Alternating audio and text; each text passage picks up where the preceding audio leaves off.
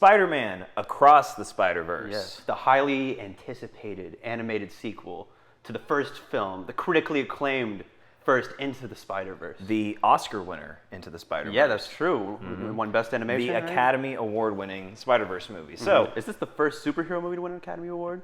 I think it's the first animated superhero movie. Right, there's Dark Knight. Well, I think there's also Suicide Squad won for Best Makeup. Oh, yes. That Academy Award-winning movie, Suicide Squad. You want no beef? You don't want no beef? You don't want no beef? Yeah. All right. What'd you think, Bernardi? Okay, so I will say my thoughts initially are different than my thoughts now. I would agree with that. My thoughts now are more positive than they were the first time I came out. They weren't negative when I first left. Right. But there were things that sort of bugged me about the movie a little bit. But tell me what you thought about the movie, Brayden. See, I felt exactly the same way. I would say, like, it's sort of, when I first saw the movie, it was about an 8 or a 9 out of 10. And now it's nearing that 9.5, 10 out of 10. I wonder if we have the same complaints with the movie. I think we probably do. Do you think it lives up to the first movie? Because that's the comparison that I was making in my mind. That was one thing that bugged me. There were a few other things. But yes, honestly, I think I do kind of prefer the first movie a little bit better. Yeah. But I do think this is a worthy follow-up, and I think it lives up to the hype. I just think the first one is a bit more of like a simple, straightforward narrative. So in a way, there's like less to screw up with it, you know? Whereas this movie, instead of just a simple villain plot, there's a bit more to it. There's a bit more moral complexity to this plot. What's nice about the first movie is that it could have, the script was straightforward enough, and it could have really underdone it, and it still would have been a good Spider-Man animated movie. Maybe not, maybe not had earned a theatrical run, but because they put so much effort into what could have been just a very basic animated Spider-Man movie, I think is what helped it excel. Whereas this one is more written to be more like, okay, now we're stepping up to the big leagues. Now there's like a higher expectation on us. Right, yeah, there's a higher expectation.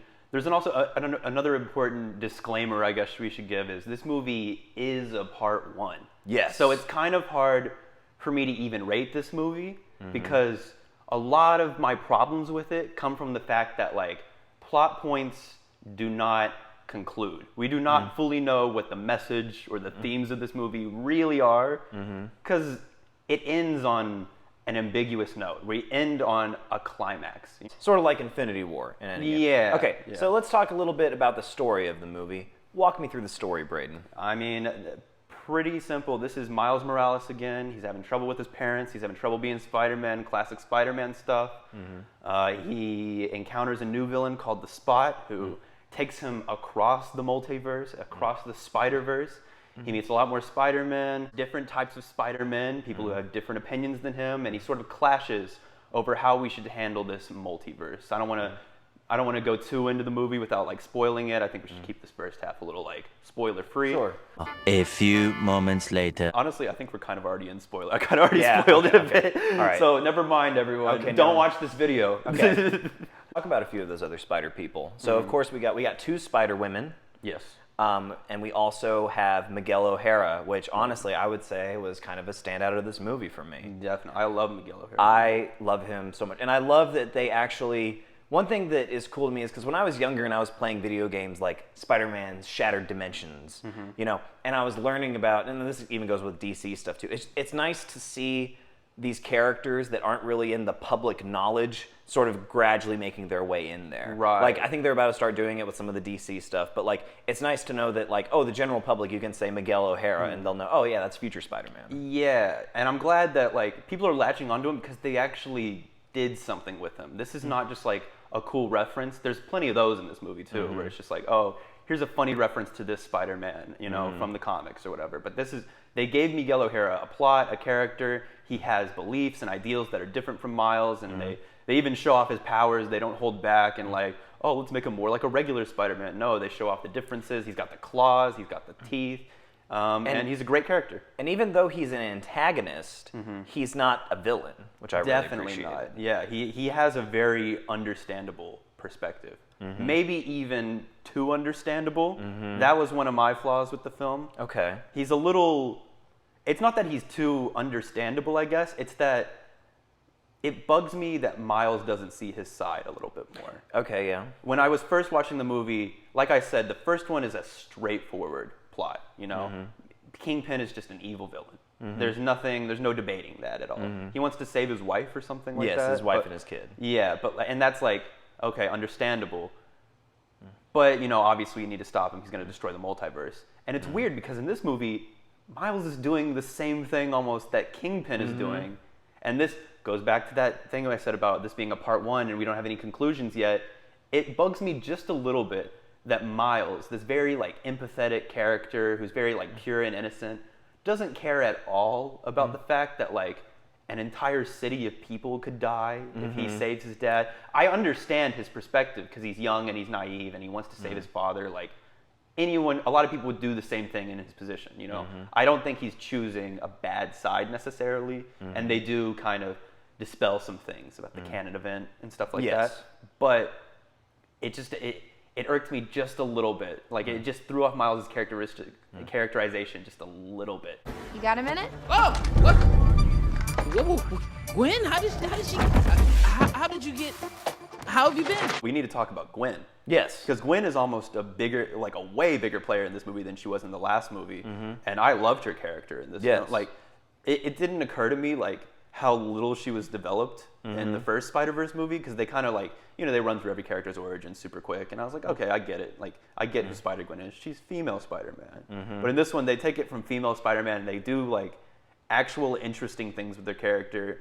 More spins on the classic Spider-Man story. Oh, Peter Parker dies instead of her, and she's kind of responsible in a way for him dying, even though, you know, it's kind of his own fault. Yeah. But yeah, and I kind of loved every minute with her. I love her theme. I love the shots with her drumming at the beginning of the film. There's a lot of great Gwen stuff in this movie. The only problem I have with her is I wish she was a bit more nice to Miles. Okay. But you know, whatever. I mean, she changes her ways at the end, you can tell. I will say, it felt like for at least like the first it felt like 20 minutes probably wasn't that long, but the first like 15-ish minutes of the movie, it's just her. Yeah. And it felt like they kind of wanted to make a Spider-Gwen movie. Yeah. And a Miles Morales movie, and they're like, well, let's just put them both together. Yeah. Which I think was fine, but I think that definitely added to the runtime. But I want to talk about a few more of my favorite standout Spider-Man. Yeah. Lego Spider-Man. Right. I loved they put that in there. I love that it's differently than the Lego movie sort of style. Right. It's like actually stop motion. And you know it was made by a 14-year-old? Right, yeah. I've seen that recently. He was like a kid who animated the original Spider-Verse trailer or something like that, and they saw it and they were like, oh, let's put that in there. And isn't this movie written by like Lord and Miller? Yes. Like, heavily involved with Lord and Miller, so like they wrote the Lego movie. Yes. So that's kind of kind of a cute little reference. One thing that kind of annoyed me about Lego Spider-Man, and like I thought it was really cool. I just wanted to see more of him. Right. I was like, oh shit, we're doing Lego Spider-Man, and then he has like one scene, and they're like, we love you, Lego Spider-Man, and he just never shows up again. They say he's one of the best guys, which made me think, oh, he's like a mainstay in this movie. He's gonna be like the Spider-Ham, I guess, of this movie, the little joke character who's kind of cool, you know. Okay, so there's also the Spider Car, the Spider Cat, but we also see some sort of appearances by the live-action Spider-Man. Yep. Except Tom Holland. Right, yeah. They mentioned Tom Holland, though. Yes. They throw a reference. They mention his universe, and they show another character from his universe. Yes. Childish Gambino. Childish Gambino appears in this movie. Yeah, I thought it was a little forced. Yeah. I kind of like it because, you know, Spider-Verse has this sort of graffiti, vandalized aesthetic, you know, to it, where it's constantly changing animation styles. So I actually think blending the live action and the animation works a little bit better than in a different animated movie. But what I will say is they hold on that shot just a little too long. And it's like, I feel like the sizing of the characters is a little off, and they just kind of like stare at him for a second. Childish Gambino, it's like he almost like looks at the camera and he's like, yep. Here I am. I was kind of surprised that was what they chose to do. Yeah. Like don't worry about like 'cause if they were to bring in like Tom Holland and Toby and Peter, or not Peter and Andrew. Yeah. I would have thought that they would just be animated versions of those people. But it seems like no, they'll be like if they were to come in, they would be live action next to the animated ones. Yeah. Which is making me suspect more that they probably won't do that in the future. Just because I can't imagine how well that would hold like for a live like action, a 5-minute scene. right? Like a live action interacting with an an animated animated character. Yeah, I can't see Andrew Garfield coming in the next movie and giving an emotional speech to Miles because it would just be that'd be way too hard to do. There was also 60s cartoon Spider-Man, Yes. who made an appearance in the after credits of the last movie. Which, by Right. the way, have you seen that recently? The after credits of Into the Spider-Verse? Yeah, are you going to talk about how Miguel O'Hara's body is Yes. completely different? Oh my gosh, that man Yeah. went on a bulk. Yeah. I've seen TikToks about like here's how you get the Miguel O'Hara body and Yes. shit like that. People are making thirst traps and shit Yeah. too.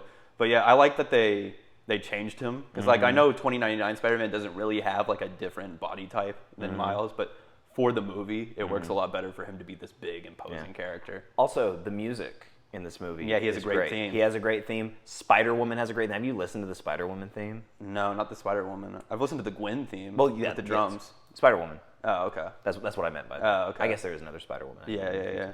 But yeah, so we see Tobey and Andrew kind of like in holograph form. We Yeah. also see the spectacular Spider-Man. Yeah, once again, they hold on Andrew and Toby for a while. That annoyed me a little bit. I wish they were just quicker flashes, because you kind of get that No Way Home feeling, where it's like, oh, I'm supposed to clap now. You know what I mean? Oh yeah, no, I know exactly what you mean. So I want to talk about the villain a little bit. Yeah. I like the approach of it being like it seems like it's just a generic villain, like Yeah. villain of the week thing. Yeah, And then yeah. throughout the movie, he becomes progressively more and more menacing. And I'm like, okay, I can actually see them incorporating this as like Miles's new nemesis. Yeah, his big nemesis. I mean, he's way cooler and more imposing than Kingpin. Kingpin was a very standard villain. In this one, we have Spot, who's like very charismatic, very funny, and his power is a lot more interesting. They do cool things with the animation, with the teleporting, and with his general sort of like the ink blot sort of patterns they do with him. They get a lot of cool stuff out of him. I definitely enjoy Spot way more than the last movies. Okay. I would say that's a major improvement. So you'd say that's like something that's stronger about this movie than the. Yeah, I actually like want to see Spot on screen, whereas Kingpin was sort of a stand-in for any villain. Like it could have been Green Goblin, it could have been anyone really.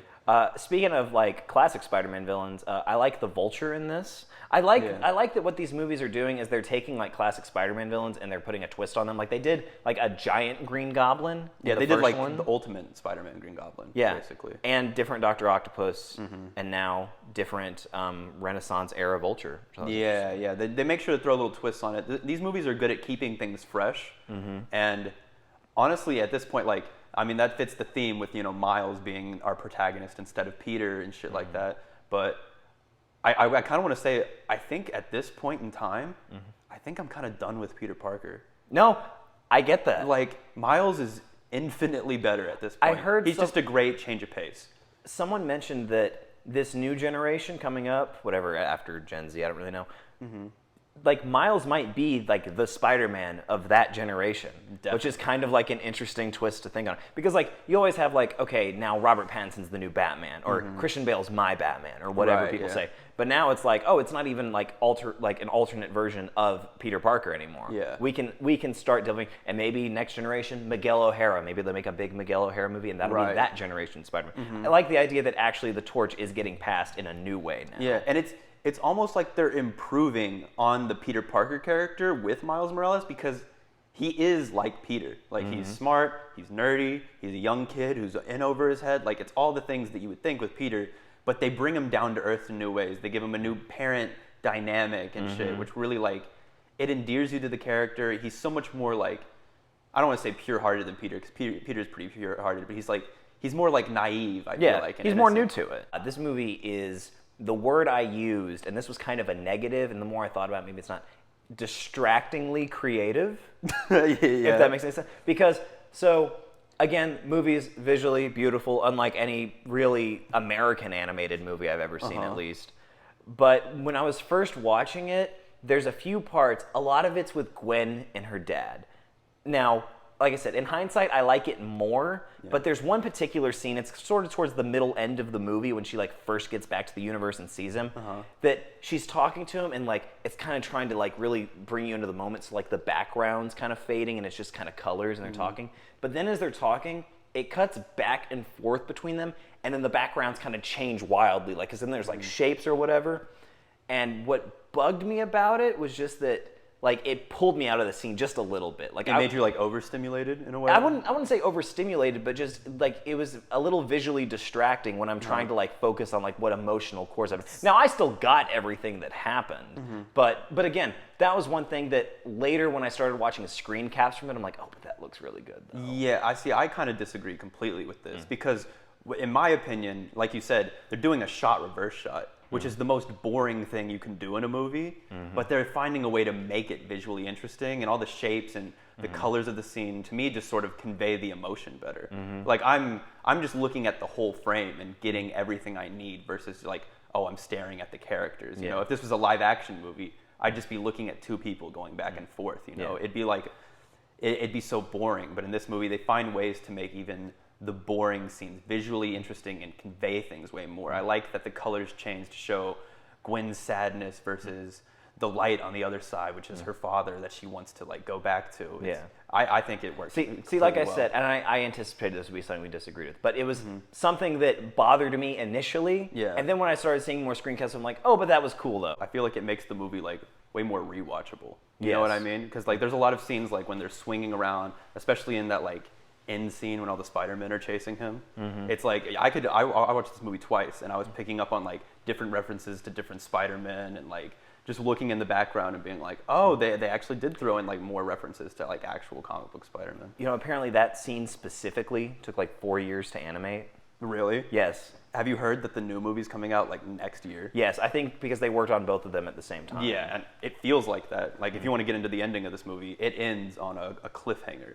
This movie, unlike other part ones in movies, usually when they make a part one in a movie, they give it like some sort of conclusion where like, you know, it still leaves off to where you're gonna like see something in the next movie. It's not fully fulfilled, but there's still some fulfillment. In this movie, it ends like it's halfway through the movie. I'm very excited for the next one. Like you said, it'll be in a year. How did the length of the movie feel for you?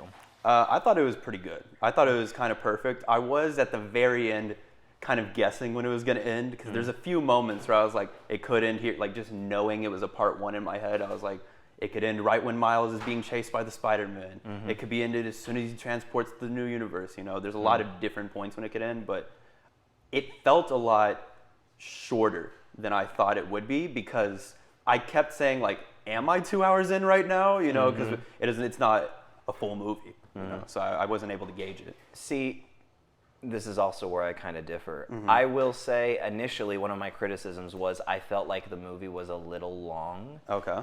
However, Yeah.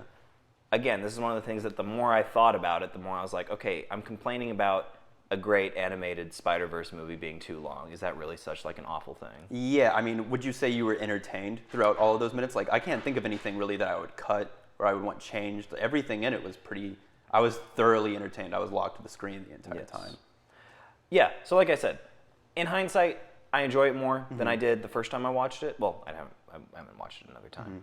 But no, so I will say in hindsight, I do appreciate the length, but I remember when I was sitting watching it, I felt the length a little more. Now, there's kind of an interesting twist, and you sort of alluded it to when you're talking about some of your issues with Gwen, about sort of all the spider people pretty much turn on Miles, even including like the Peter B. Parker and all that. Not really, but kind of. He turns on him. Yeah, and they're turning on him because they're basically telling him, hey, your dad's going to die, and you have to like let it happen. I don't understand maybe like why they even told him that to an extent. I mean, well, he kind of forces himself into the spider like verse world. They're kind of trying to keep him out to begin with, you know. And then I guess when he goes there, they're just like, maybe it'd be better to tell him than to not. Like he has a right to know or something like that. But yeah, it is kind of ignorant, I guess, on their part to tell him that. And so there's also the twist that he wasn't ever supposed to be Spider-Man, which is weird because in all of the like multiverse variants, are they all just different versions of Peter and Gwen and Miguel? Yeah, that's another thing that I find kind of stupid. It's like with the canon event stuff, it's like, oh, these things have to happen. But isn't the whole point of these movies that there's different Spider-Men with different things happening, you know? Is he the only Miles Morales Spider-Man in these movies? I guess so, but I mean, like, even if we're getting into like a science fiction multiverse argument, if there's one Miles Morales, there should be multiple. Yeah. You know what I mean? So why is he not at these like Spider-Man society group meetings? That's getting really into like the nitty gritty and like the science fiction aspects of the movie though. Thematically, that works really well. Of him being like not belonging. Oh, you're not supposed to be Spider-Man, but the theme of this movie is anyone can be, you know? So even someone who's not supposed to be should be Spider-Man, can be Spider-Man, you know? And so from that perspective, I'm fine with the lack of logic in the science fiction. But yeah, it does bug me just a little bit because when you see all those sergeants lined up, I'm like, there are incarnations of Spider-Man where the sergeant doesn't die. Like that's not even mentioned sometimes, you know? That's not like a key element, and his uncle died, so it's like, he's got that. He's kind of set up. Okay, so let's get into ratings. So all in all, I really love the movie. Yeah. I enjoy it. I think it's a worthy follow-up. I don't like it as much as the first one, but I mean, it definitely has that rewatchability factor, like you said. I'm going to give it 4.5. Yeah, I think it should, once again, be important to note, part 1. So, like, I have to give a tentative score, you know? Right now, I'd put the movie at a 4.5 or even like a 4.8 after my second viewing. I could like this movie more than the first one. There's potential for me to like this movie more than the first one if they follow through on the next one, which they probably will, knowing this studio. I mean, I thoroughly enjoyed this movie. I thoroughly enjoyed the first one. I imagine I'll like the third one. But yeah, if they stick the landing on the third one, this could be better than the first one because it deals with more complex themes and it's more of every Spider-Person that you want to see. So I'm going to say 4.8, definite recommendation. Go see it. This could be the best Spider-Man trilogy of all time, maybe. That's fair. Well, I think it's time we bid this video adieu. Adieu. Surprise!